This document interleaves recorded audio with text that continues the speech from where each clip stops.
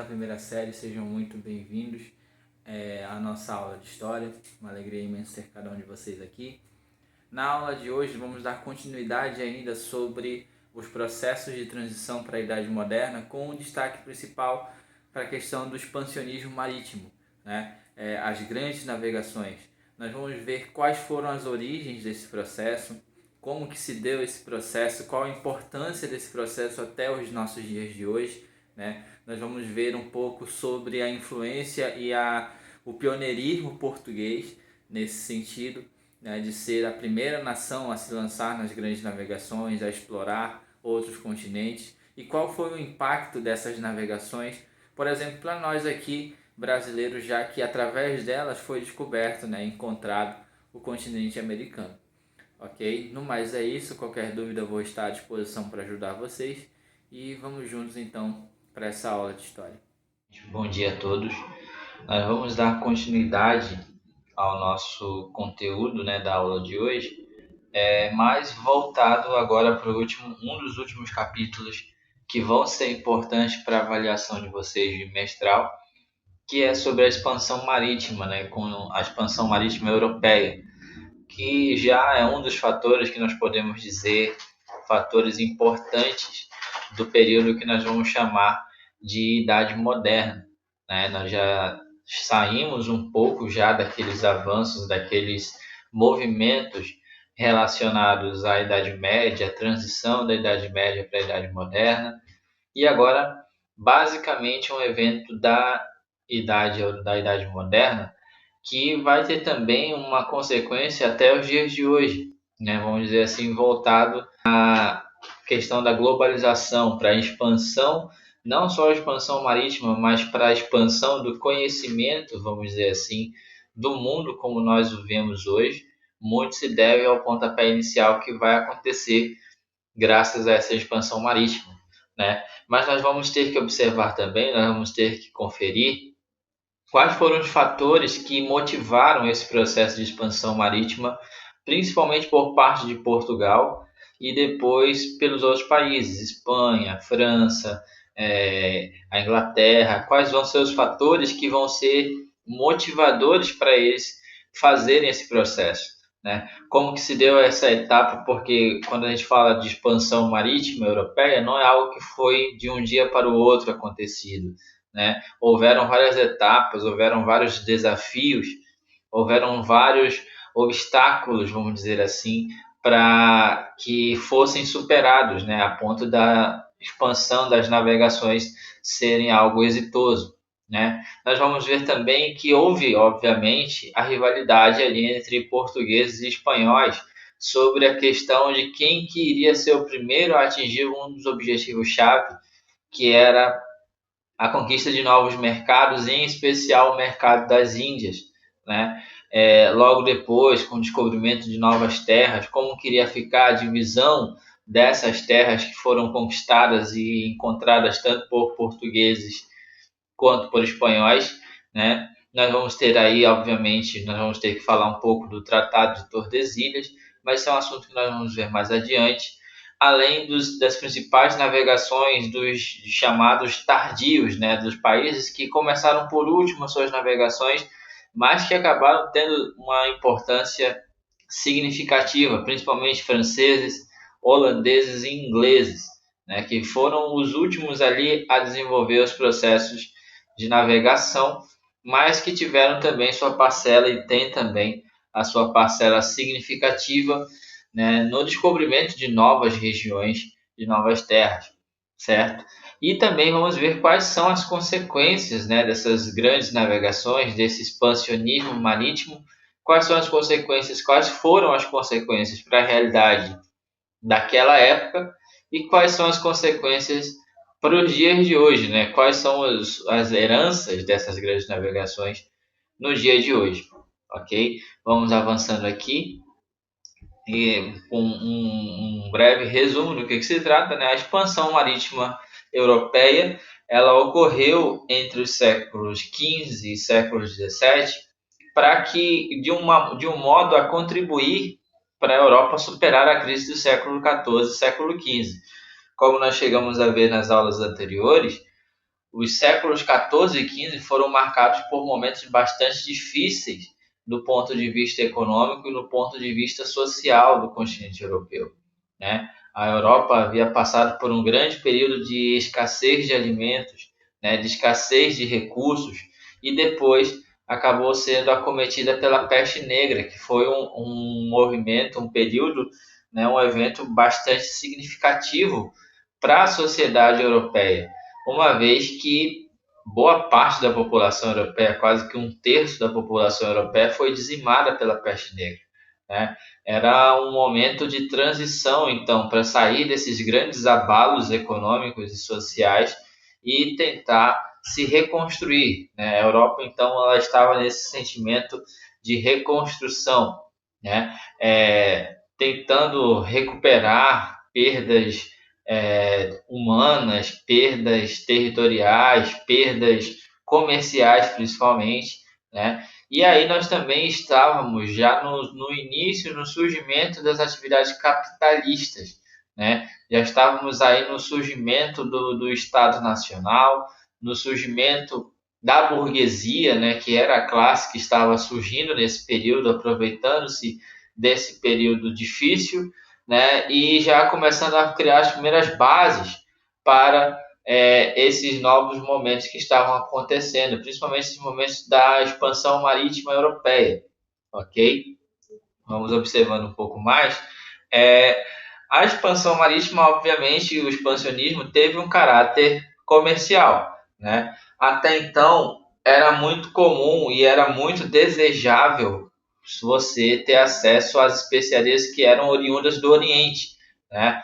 Destaque especial para as especiarias vindas da China e da Índia. Porém, o modo convencional com o qual se conseguiam essas especiarias, né, que era por modo terrestre, por meio terrestre, tinha bastantes entraves. O primeiro deles eram os árabes, né? Os árabes que nos últimos séculos haviam se tornado muito, vamos dizer, não eram tão amigáveis assim com as populações dos reinos europeus por conta das cruzadas, né? Várias cruzadas religiosas aconteceram no Oriente Médio, ali na região da Palestina, visando, né, a tomada de Jerusalém, o controle de Jerusalém, e isso acabou gerando sérios problemas entre árabes e cristãos, afetando inclusive nas relações comerciais e econômicas entre eles.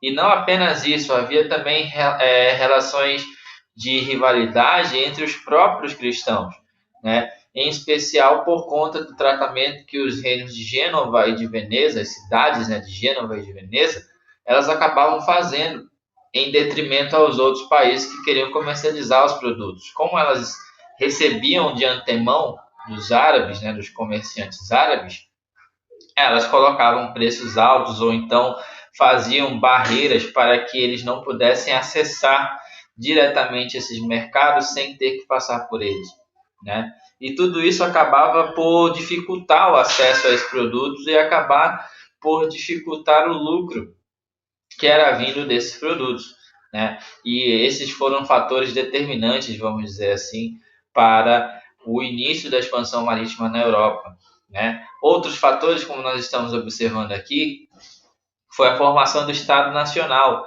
E isso tem muito a ver, muito relacionado com o conteúdo que nós vimos sobre o absolutismo, né? Porque o Estado Nacional ele vai ser o Estado formado pela junção do poder territorial, né, do poder político, que era na figura do rei, com o poder econômico, com o poder aquisitivo econômico, que estava já na figura da burguesia, né?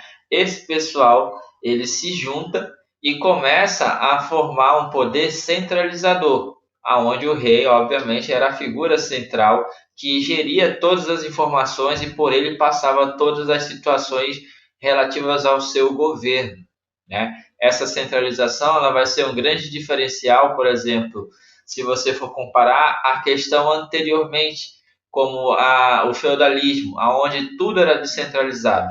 Com o Estado Nacional, todas as decisões e todas as informações obrigatoriamente tinham que passar pelo controle do rei para assim as novas decisões serem tomadas, né?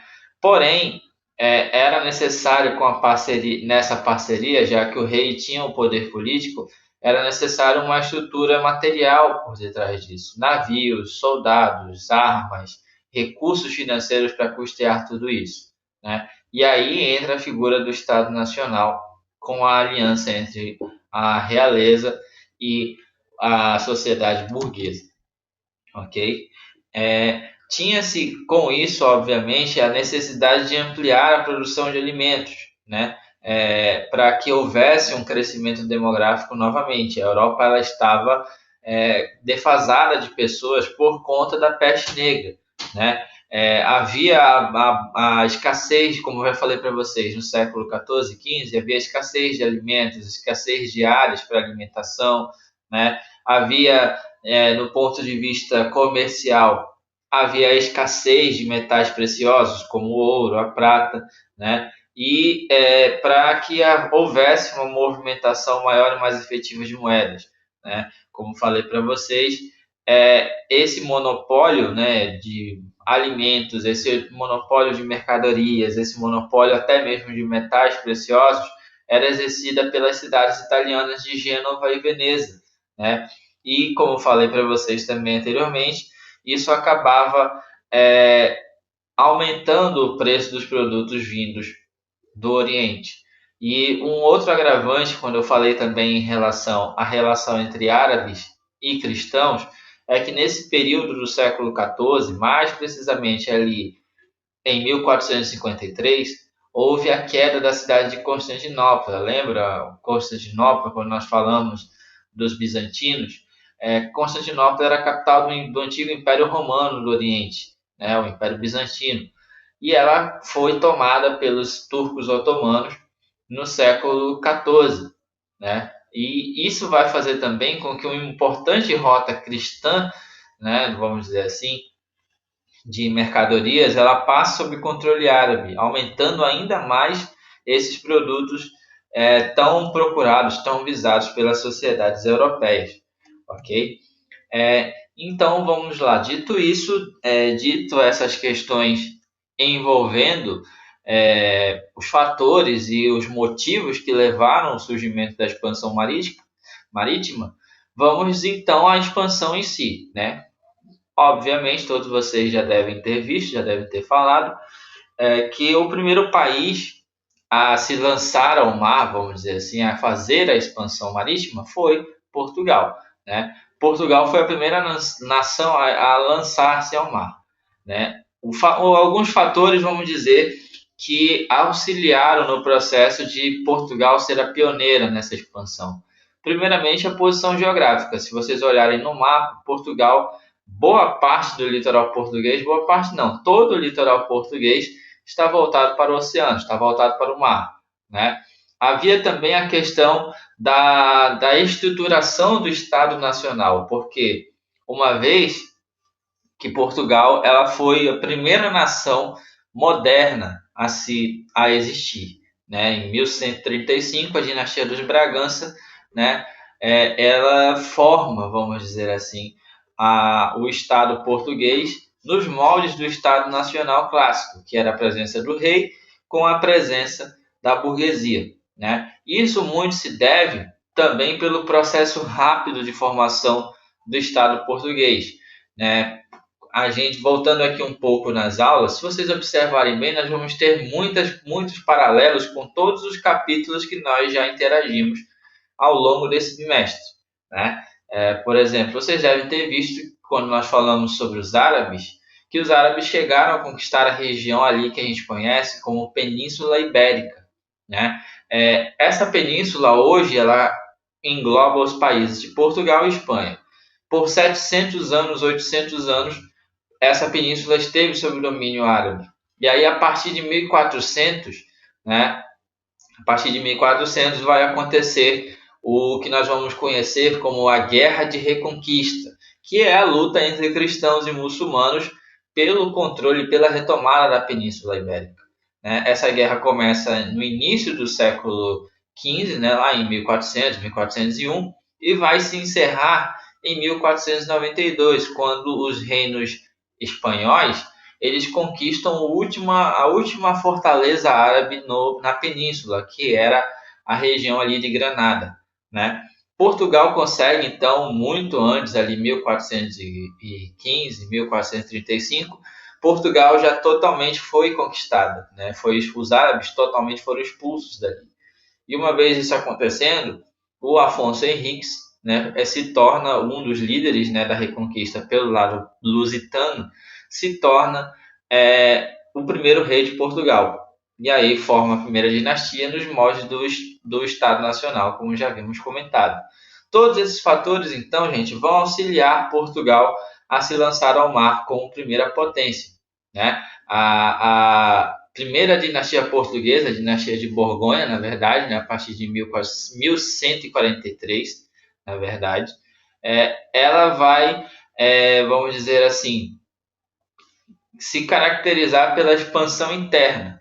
A partir de 1383 e 1385, Portugal vai haver uma mudança nessa dinastia e aí vai entrar a Ordem de Aves, a dinastia de Aves, né, com a Revolução de Aves que acontece e aonde Dom João I é entronizado, né, ele se torna o rei, né? E aí nós vamos entender então que aí começa a centralização do poder político nos moldes, né, do Estado Nacional, né, que é a aliança entre a burguesia mercantil lusitana com o mestre da Ordem de Aves, que era o Dom João, né? Feito isso, dito toda essa situação, nós vamos então observar como que acontece então a expansão externa, já que tudo foi apaziguado de forma interna, externamente nós vamos dar início então à revolução, à expansão marítima de Portugal, né? Essa expansão ela interessava a vários grupos, né, ligados ali à sociedade portuguesa, né? Para a monarquia era uma questão de fortalecimento dela.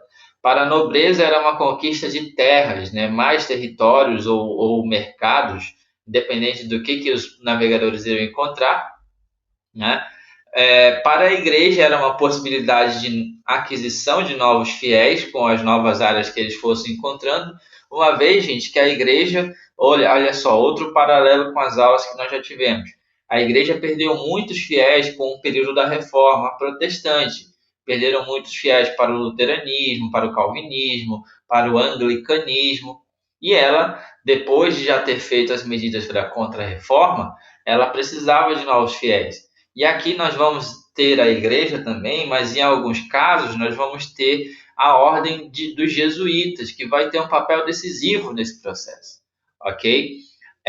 E por fim nós vamos ter a burguesia, que estava ansiosa em ampliar seus lucros. Era um investimento que ela esperava ver lucros significativos, ok? Vamos ver aqui, então, as principais etapas da expansão portuguesa, né? No livro de vocês podem acompanhar, tem um mapa que vai mostrar um pouco sobre esse livro, sobre essas etapas, né? As etapas da expansão de Portugal começam em 1415, com a tomada de Ceuta, que era um posto comercial árabe importante ali no norte da África. Depois, em 1420, vamos ter a ocupação das Ilhas da Madeira, no Atlântico, né? 1434 vai ser um avanço significativo, porque vai ser a chegada de Gil Eanes ao Cabo Bojador, né? O mais longe que um navegador já havia alcançado, né? Em 1487, aí sim nós vamos ter um marco bastante simbólico, que vai ser a travessia, né, de Bartolomeu Dias na região conhecida como Cabo das Tormentas até então, né, que é aquela região que hoje nós conhecemos como Cabo da Boa Esperança, né, que é o limite entre as águas do Índico e as águas do Atlântico, né. 1487, o Bartolomeu Dias consegue transpor, passar aquele cabo, aquela região ali do Cabo das Tormentas, né? E aí, em 1498, o Vasco da Gama ele consegue atingir o objetivo da expansão portuguesa, vamos dizer assim, né? O objetivo geral da expansão portuguesa era avançar às Índias, era encontrar uma rota para as Índias, e o Vasco da Gama, depois de aproximadamente 83 anos de expansão, de exploração, Portugal consegue, enfim, encontrar seu objetivo, né? Em 1499, Cabral também tinha essa pretensão de chegar às Índias, porém entra em cena um novo objetivo, que é a viagem dele em direção ao Brasil. Ele consegue aqui, por volta de 1500, chegar ao Brasil, né? Encontrar o Brasil aqui. Só que aí vai abrir um espaço para um outro questionamento, vamos dizer assim, ok? Antes disso, né, agora entrando aqui na questão das rivalidades entre Portugal e Espanha, antes disso, a Espanha já havia encontrado em 1492 a América, né? O Cristóvão Colombo, a serviço deles, navegador italiano, havia navegado no intuito de chegar às Índias. Porém, ele acabou encontrando as ilhas que hoje são o Haiti, né? No dia 24 de outubro de 1492, Colombo encontra a América, né? E aí, vários territórios então estavam sendo encontrados e disputados por Portugal e Espanha. Para evitar esse conflito e evitar algo maior, eles resolveram assinar um acordo proposto pelo Papa Alexandre VI em 1493, né? Que era um meridiano passando a 100 léguas a oeste das ilhas de Cabo Verde, ali na África, dividindo as terras entre Portugal e Espanha, né? Portugal, vamos dizer assim, ele aceitou com ressalvas, né, o acordo, e no ano de 1494 foi assinado o Tratado de Tordesilhas. Porém, esse tratado ele gerou muita inimizade entre as nações europeias, as outras nações, porque elas se sentiram excluídas, né? Há uma história que fala que o rei da França ele também enviou uma carta ao Papa Alexandre VI, né, solicitando, né, ele coloca num tom meio que irônico, solicitando o testamento de Adão, para saber em qual parte desse testamento ele havia deixado o mundo para Portugal e Espanha, né? Ou seja, Adão, o cara lá, o primeiro homem da criação, né? Para saber onde que estava escrito que só Portugal e Espanha poderiam dividir o mundo para si, né? Só aí vocês podem perceber como que aconteceu essa questão da não aceitação do Tratado de Tordesilhas, ok? E aí, no final, já aqui finalizando um pouco o nosso conteúdo, nós vamos ver um pouco das navegações tardias, né? Os ingleses, os franceses e os holandeses. Isso acontece porque Inglaterra e França e a Holanda, né? Elas estavam ainda num processo de organização interna dos seus territórios. Elas ainda estavam num processo de centralização política, né? Para poder, assim, oferecerem essa questão das navegações, se lançarem nessa questão das navegações, né? A Inglaterra e a França estavam na Guerra dos 100 Anos, né? E depois a Inglaterra estava entrando na Guerra Civil, né? Que era a Guerra das Duas Rosas, ou seja, somente a partir do século XVI, a Inglaterra ela realmente vai se lançar nesse conflito, né? Quando vai haver a predominância do absolutismo, né, com a formação do Estado Nacional, né, do Estado Nacional inglês, sob sob o governo da Elizabeth I, e na França, sob o governo do Francisco I, só assim os franceses, lá no século XVI, começam sua expansão marítima, né? A Holanda, ela começa o seu poder, a sua expansão marítima no planeta, apenas depois de se libertar, vamos dizer assim, do domínio espanhol. Porque até então os holandeses eram considerados um estado vassalo, um feudo da Espanha, né? Com o enfraquecimento espanhol político e a sua emancipação, a independência da Holanda, né, do governo espanhol, aí que os holandeses iniciam então a sua expansão marítima, né? Esses então são as justificativas para que esses países possam ser considerados países tardios, né, nesse processo. E quais as consequências então das grandes navegações? As grandes navegações elas mudaram radicalmente a história da humanidade, a visão, né? Houve um avanço, né,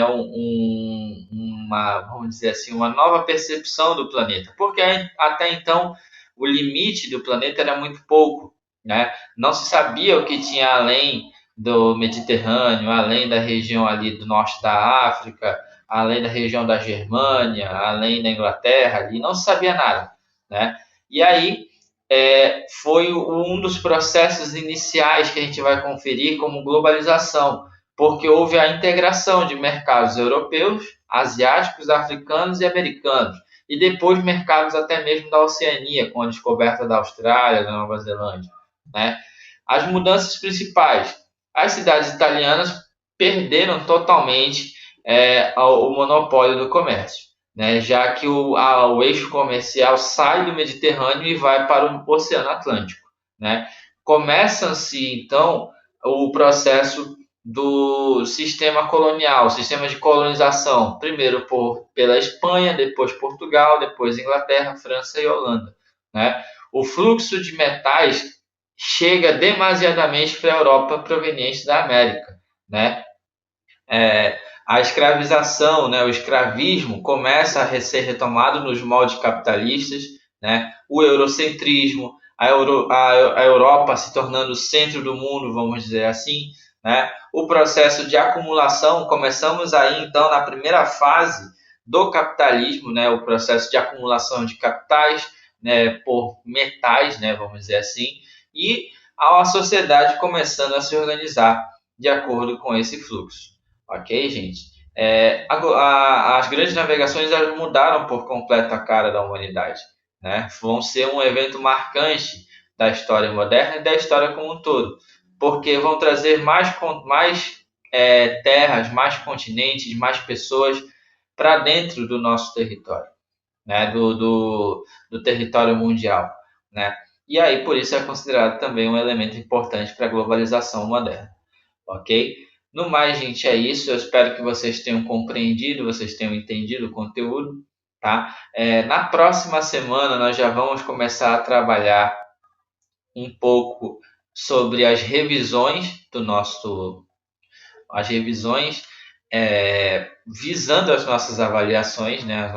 As nossas semanas de prova, sobre basicamente esse conteúdo que nós estamos trabalhando, ok? Eu vou enviar para vocês as atividades, eu espero que vocês façam e que essas avaliações, essas revisões que nós vamos fazer, e nós vamos explicar nas aulas também aqui, elas vão ser importantes para a atividade de vocês, para a avaliação como um todo, ok? No mais é isso, um forte abraço a todos, espero que todos estejam bem e até a nossa próxima aula.